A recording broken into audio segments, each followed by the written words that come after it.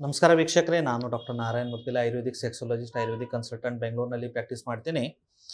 ಇವತ್ತು ನಮ್ಮ ವಿವರ್ ಒಂದು ಕ್ವಶನ್ ಕೇಳಿದಿರ್ತಾರೆ, ಆ ಕ್ವಶನ್ ತೊಳ್ತೇನೆ. ಹೆಸರು ಸೋ ಆ್ಯಂಡ್ ಸೋ, ಸರ್ ಲೈಂಗಿಕ ಕ್ರಿಯೆ ಮಾಡದೆ ಇರುವವರಿದ ಮೂರ್ಛೆ ರೋಗ ಬರುತ್ತಿದೆ ಅಂತ. ಅಂದರೆ ಯಾರು ಸೆಕ್ಸ್ ಮಾಡಲ್ಲ ಅಥವಾ ಲೈಂಗಿಕ ಕ್ರಿಯೆ ಮಾಡಲ್ಲ ಅವರಿಗೆ ಮೂರ್ಛೆ ರೋಗ ಅಂದರೆ ಫಿಟ್ಸು ಏನಾದರೂ ಬರುತ್ತೆ ಅಂತ. ಇದೂ ಒಂದು ಏನಂದರೆ ಒಂದು ಮೂಢನಂಬಿಕೆ ಅಥವಾ ನಾಲೆಜು ಕರೆಕ್ಟಾಗಿ ಇಲ್ಲ, ಯಾರೋ ಏನೋ ಹೇಳಿದಾರಂದ್ರೆ ಅದನ್ನು ಕರೆಕ್ಟಾಗಿ ಒಪ್ಕೊಳ್ಳೋದು. ಮೂರ್ಛೆ ರೋಗಕ್ಕೆ ಲೈಂಗಿಕ ಕ್ರಿಯೆಗೆ ಯಾವುದೋ ರೀತಿ ಏನೂ ಸಂಬಂಧ ಇಲ್ಲ. ಮೂರ್ಛೆ ರೋಗ ಅಂದರೆ ಫಿಟ್ಸ್ ಅಂದರೆ ಬ್ರೈನ್ನಲ್ಲಿ ಆಗುವ ಅಬ್ನಾರ್ಮಲ್ ಆಕ್ಟಿವಿಟಿ, ಅಥವಾ ಆಯುರ್ವೇದದಲ್ಲಿ ಹೇಳಬೇಕಂದ್ರೆ ವಾತ ಪ್ರಕೋಪ ಆಗಿಬಿಟ್ಟು ವಾತ ಇಂಬ್ಯಾಲೆನ್ಸ್ ವೇದಿಂದ ಬಿಹೇವ್ ಮಾಡುವಾಗ ಮೂರ್ಛೆ ರೋಗ ಅಥವಾ ಇದು ಫಿಟ್ಸು, ಎಪಿಲೆಪ್ಸಿ ಎಲ್ಲ ಬರುತ್ತೆ. ಅದು ಯಂಗ್ ಏಜ್ನಲ್ಲಿ ಬರಬಹುದು, ಅದು ಮಿಡಲ್ ಏಜ್ನಲ್ಲಿ ಬರಬಹುದು, ಅಥವಾ ಅದು ಓಲ್ಡ್ ಏಜ್ನಲ್ಲಿ ಬರಬಹುದು. ಸಣ್ಣ ಮಕ್ಕಳಲ್ಲಿ 5 ವರ್ಷ ಕೆಳಗಡೆ ಯಾವಾಗ ಜ್ವರ 103, 104ಕ್ಕಿಂತ ಜಾಸ್ತಿ ಆದರೆ ಆ ಟೆಂಪರೇಚರ್ ಆ ಪರ್ಟಿಕ್ಯುಲರ್ ಬ್ರೈನ್ನ ಕೋಪ್ ಅಪ್ ಮಾಡೋಕ್ಕಾಗಲ್ಲ. ಆವಾಗ ಬ್ರೈನ್ ಏನು ಮಾಡುತ್ತೆ, ರಾಂಗ್ ಸಿಗ್ನಲ್ ಬಾಡಿಗೆ ಪಾಸ್ ಮಾಡುತ್ತೆ. ಅದರಿಂದ ಮಕ್ಕಳು ಏನು ಮಾಡ್ತಾರೆ, ಈ ಥರ ಜಟ್ಕಿ ಕೊಡೋಕ್ಕೆ, ಕಣ್ ಮೇಲ್ ಮಾಡೋದು, ಬಾಯಿದಿಂದ ನೊರೆ ಬರೋದು. It is called acute febrile illness ಅಥವಾ ಅಕ್ಯೂಟ್ ಫೆಬ್ರೈಲ್ ಕನ್ವಲ್ಜನ್. ಅದು ಬರೀ ಇವಾಗ 5 ವರ್ಷ ಒಳಗಡೆ ಇನ್ನು ಬ್ರೈನ್ ಅಷ್ಟು ಮೆಚ್ಯೂರ್ ಆಗಿದ್ದಿರಲ್ಲ, ಅವಾಗ ಮಾತ್ರ ಇರುತ್ತೆ. 5 ವರ್ಷ ಮೇಲೆ ಅದು ತಾನೇ ಸರಿ ಹೋಗುತ್ತೆ. ಇದು ಆಯಿತು ಸಣ್ಣ ಮಕ್ಕಳಲ್ಲಿ.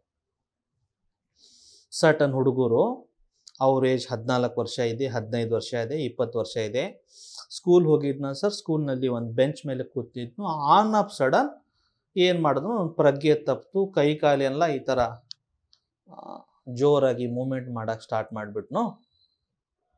2 ನಿಮಿಷ 3 ನಿಮಿಷ ಅವ್ನು ಎಲ್ಲಿದ್ದಾನಂತೆ ಗೊತ್ತಿರಲಿಲ್ಲ, ಗ್ಯಾಪ್ನ ತಪ್ಪಿತ್ತು, ನಾಲ್ಗೆ ಕಚ್ಚಿಬಿಟ್ಟಿದ್ದಾನೆ, ಮಾಯಿನಿಂದ ನೊರೆ ಬಂತು.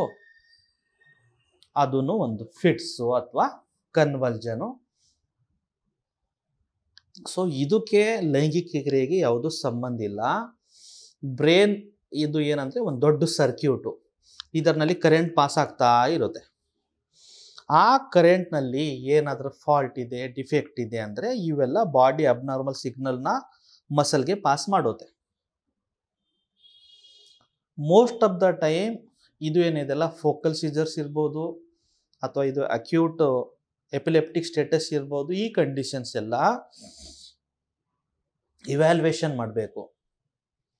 ಅವ್ನು ಸ್ಟಡಿ ಮಾಡಿ, ಅವ್ನು EEG ಮಾಡಿ, ಅವ್ನು MRI ಬ್ರೈನ್ ಮಾಡಿ, ಪರ್ಟಿಕ್ಯುಲರ್ ಯಾವ ಒಂದು ರೀಸನ್ದಿಂದ ಇದು ಅಬ್ನಾರ್ಮಲ್ ಹಾರ್ಮೋನಲ್ ಇಂಬ್ಯಾಲೆನ್ಸ್ ಇದೆಯಾ, ಅಥವಾ ಬ್ರೈನಲ್ಲಿ ಏನಾದರೂ ಚಿಕ್ಕ ಒಂದು ಟ್ಯೂಮರ್ ಇದೆಯಾ, ಅಥವಾ ಬ್ರೈನಲ್ಲಿ ಏನಾದರೂ ಎಕ್ಸ್ಪ್ಲೇನ್ಡು ಏನಿದೆಯಲ್ಲ ಸೈನವೆಲ್ ಫ್ಲೂಯಿಡ್ ಇರ್ಬೋದು, ಅಥವಾ ಅಲ್ಲಿ ಏನಾದರೂ ಅಲ್ಲಿ ಮಾರ್ಫಾಲಜಿಕಲ್ ಡಿಫೆಕ್ಟ್ ಇರ್ಬೋದು, ಬ್ರೈನ್ ಪ್ಯಾರೆಂಕೈಮಲ್ ಟಿಶ್ಯೂಸ್ ಏನಿರುತ್ತೆ ಅಲ್ಲಿ ಏನಾದರೂ ಅಬ್ನಾರ್ಮಲಿಟಿ ಇದೆ, ಅಥವಾ ನ್ಯೂರಾನ್ಸ್ನಲ್ಲಿ ಏನಾದರೂ ಅಬ್ನಾರ್ಮಲಿಟಿ ಅಂತ ಅದು ಸ್ವಲ್ಪ ಇವ್ಯಾಲ್ಯೂಯೇಷನ್ ಮಾಡಬೇಕಾಗುತ್ತೆ.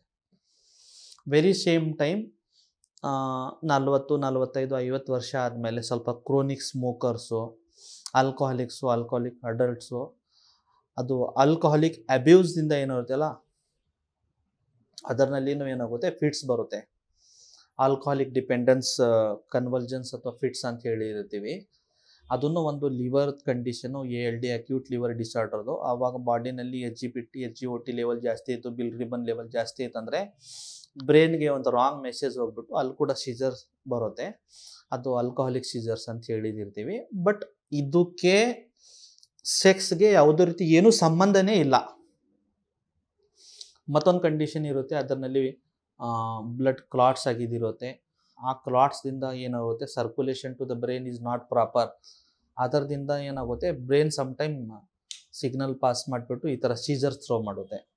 ಬಟ್ ಹೇಳೋದ ಉದ್ದೇಶ ಏನಂದರೆ ಆ ಮೂರ್ಛೆಗೆ, ಆ ಸೀಜರ್ಸ್ಗೆ, ಆ ಫಿಟ್ಸ್ಗೆ, ಆ ಎಪಿಲೆಪ್ಸಿಗೆ ಸೆಕ್ಸ್ಗೆ ಯಾವುದೋ ರೀತಿ ಏನೂ ಸಂಬಂಧ ಇಲ್ಲ. ಪ್ರೊವೈಡೆಡ್ 2 months ಬಿಫೋರ್ ನನ್ನ ಹತ್ರ ಒಂದು ಪೇಷಂಟ್ ಬಂದಿತ್ತು. ಅವನಿಗೆ ಪರ್ಟಿಕ್ಯುಲರ್ ಫಿಟ್ಸ್ ಪ್ರಾಬ್ಲಮ್ ಇದೆ, ಅದಕ್ಕೆ ಅವನು ಟ್ಯಾಬ್ಲೆಟ್ ತೊಳ್ತಾನೆ. ಇವಾಗ ಮದುವೆ ಆದಮೇಲೆ ಅವನಿಗೆ ಸೆಕ್ಸ್ ಮಾಡೋಕ್ಕಾಗ್ತಾ ಇರಲಿಲ್ಲ. 15 ದಿನ ಮದುವೆ ಆದಮೇಲೆ ವೈಫ್ ಗಂಡನ ಕರ್ಕೊಂಡು ಬರ್ತಾರೆ. ಸರ್ ಇವನಿಗೆ ಚೆಕ್ ಮಾಡಿ, ಇವನ ಹತ್ರ ನಿಜವಾಗಲೂ ಗಂಡಸ್ತನ ಇದೆ ಇಲ್ಲ ಹೇಳಿ.